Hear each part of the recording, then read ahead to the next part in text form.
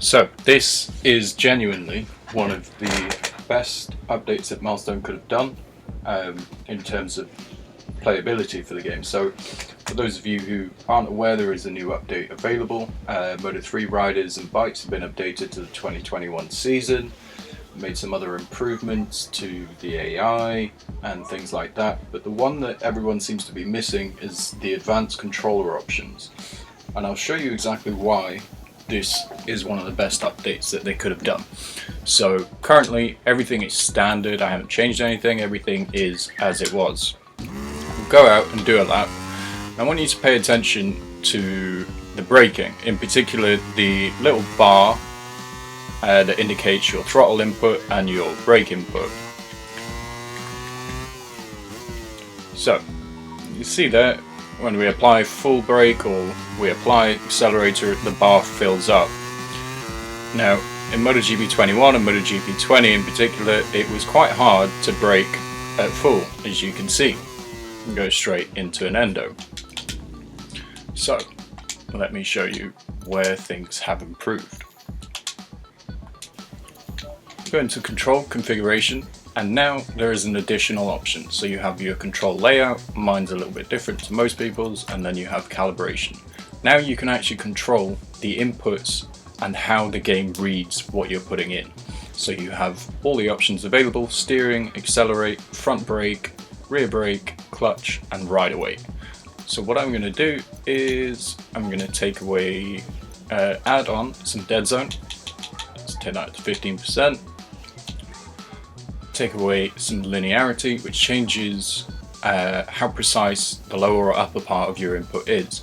So if you see on the bottom right screen, there is a green line and a red line. Red line is what the base was, and green is what you're changing it to. So I'm going to bring this down to 60%, and then saturation. Now this is the big change for me that will change a lot of your riding.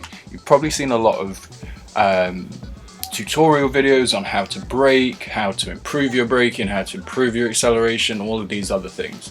This eliminates all of it. By being able to change these settings, you can now control your input. So I'm going to bring this down to 95% and we'll give that a go, because what it does is it stops 100% being your input. So you no longer press it and go straight from 0 to 100%, you go to a percentage which you tell the computer to do.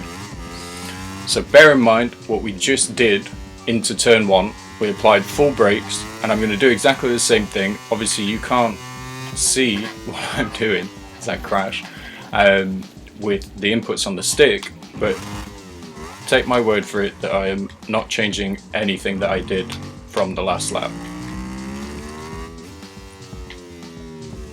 So down the straight we go, just like before, up through the gears, 100% accelerating, and I'm going to apply my brakes as I did before.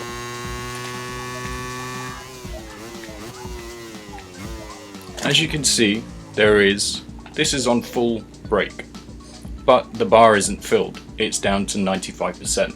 So at 95%, there's still a little bit of endo. So let's go back in and refine it a little bit more. So let's bring the calibration down to 90%. Now, of course, this is going to affect your braking. So you're not going to be able to apply 100% braking, which means that you may have to start braking a fraction earlier, maybe 5 meters earlier than you would normally. But what it does mean is that you're going to find controlling your brakes a lot easier. So let's come out onto the straight, through the gears, and head into turn 1 again.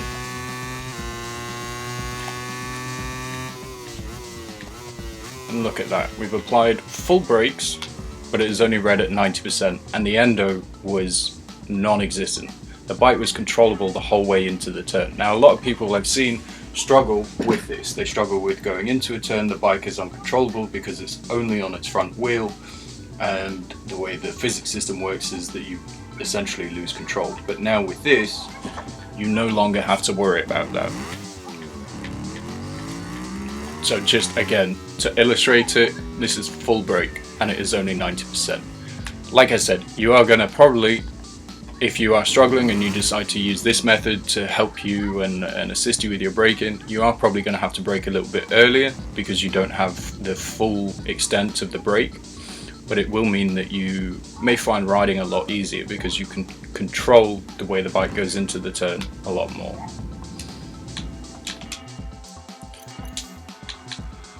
And of course, it's applicable to everything, to steering, to acceleration, to your rear brake, your clutch, right away.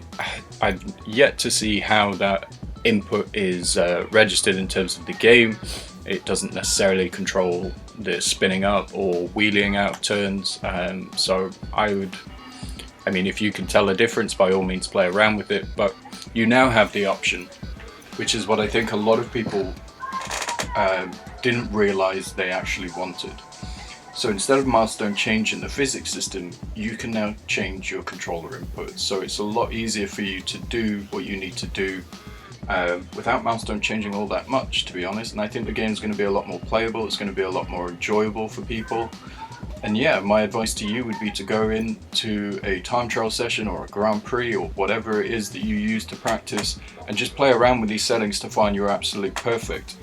If you want, by all means, I'll leave it on here and you can take a screenshot of that and write down those numbers and give that a try and see how you go. Let me know how you guys get on. I'd really be interested to see if what I'm saying is actually factual, and it does help you guys, it does improve the riding overall for you guys. And yeah, peace out, good luck.